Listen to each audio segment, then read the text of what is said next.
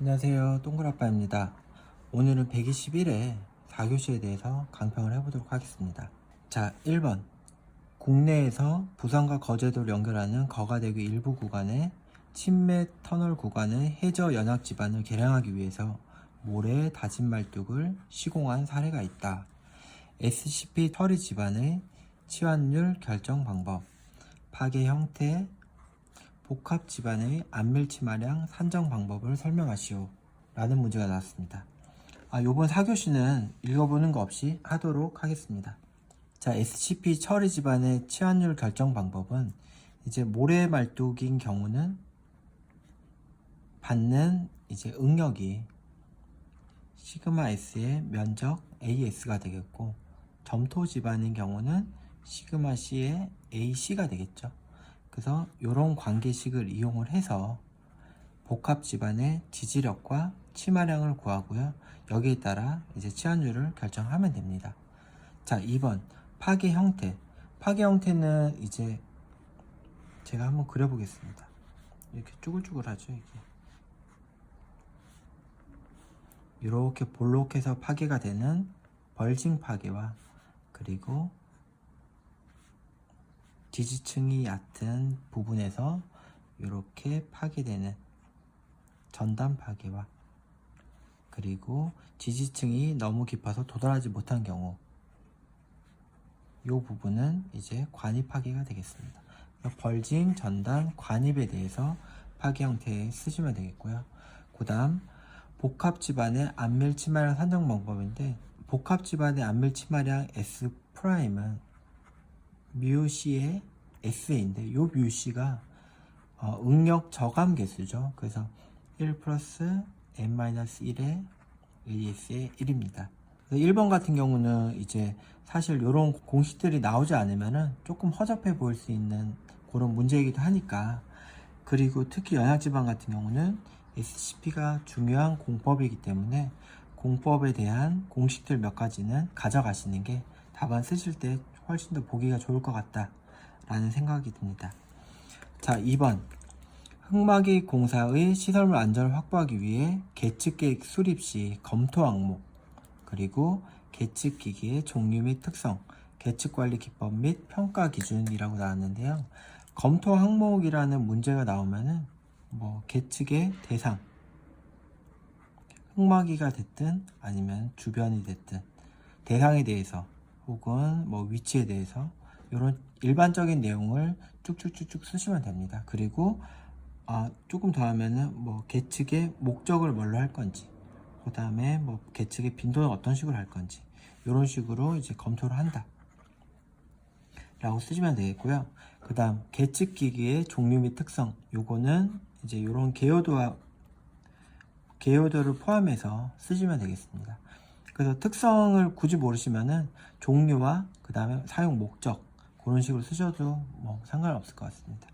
그 다음 세 번째 계측관리 기법과 평가 기준, 요거는 이제 절대치와 그 다음에 예측치에 대해서 평가하거나 혹은 관리를 하면 된다 라는 내용을 써주시면 되겠습니다. 자, 3번 흙의 다짐 효과에 영향을 미친 요소, 다짐 에너지의 크기,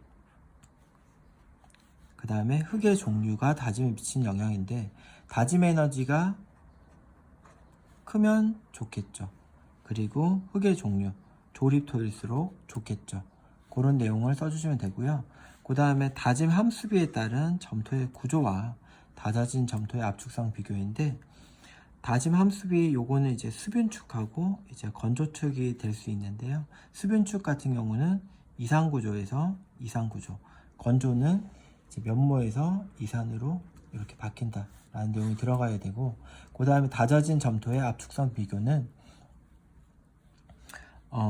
요런 그래프가 하나 있죠. 이 P 곡선인데,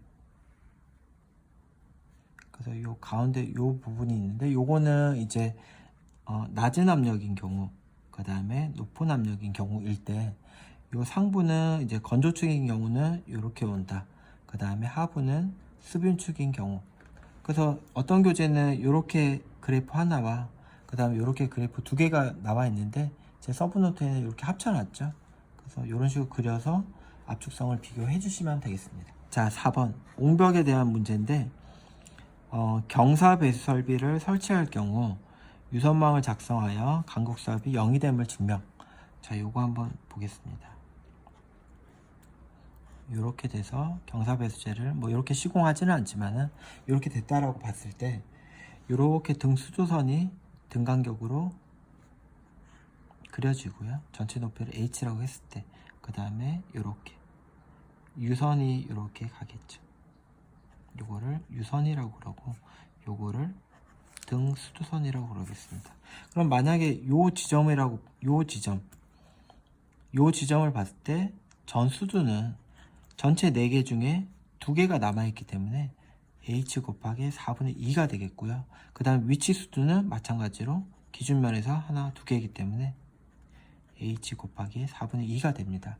그러면은 압력 수두는 전 수두 빼기 위치 수두이기 때문에 0이고요. 그래서 발생하는 간곡수압은 압력 수두 곱하기 감마 W이기 때문에 0이다.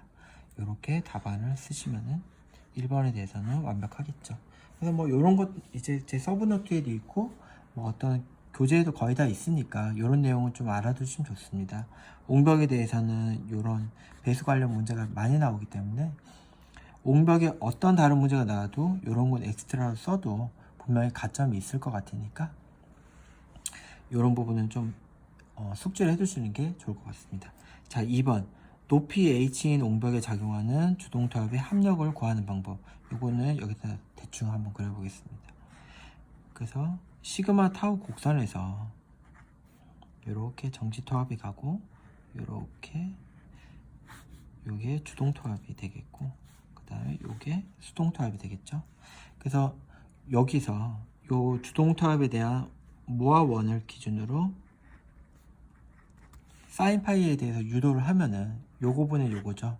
사인 파이에 대해서 유도를 하면은 KA 값이 나오고 거기에 따라 주동토합이 나온다. 이렇게 답안을 쓰시는 게 가장 이쁘고 물어본 의도와 맞지 않을까 생각이 듭니다.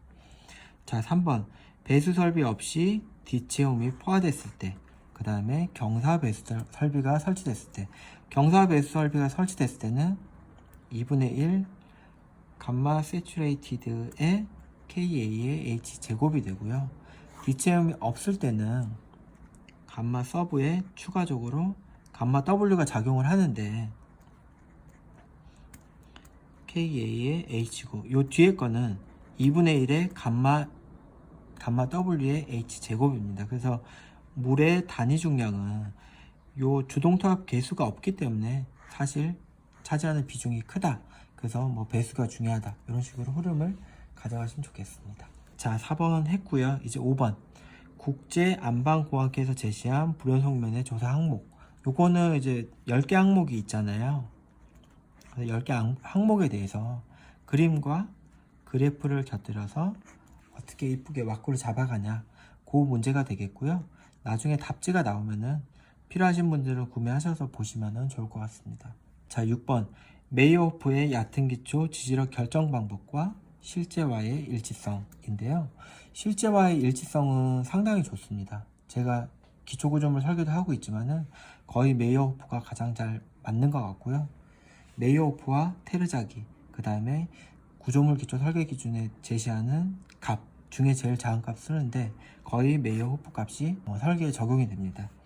그래서 메이어호프 같은 경우는 사이드가 이제 고려가 되죠. 그래서 사이드는 쉐이프 형상, 그 다음에 I는 이제 경사, 그 다음에 D는 근입 깊이가 되겠습니다. 그래서 실제와 유사하고, 그 다음에 메이어호프 같은 경우는 이제 엔치라든지 혹은 더치콘 관입시험으로도 지지력을 구하는 경험식을 내놨기 때문에 실제와도 유사하고 그 다음 활용성이 되게 크다. 이런 내용을 써주시면 되겠습니다. 그리고 조금 더 점수를 따고자 하시는 분들은 테르자기와 조금 비교를 해주시면 되겠는데요.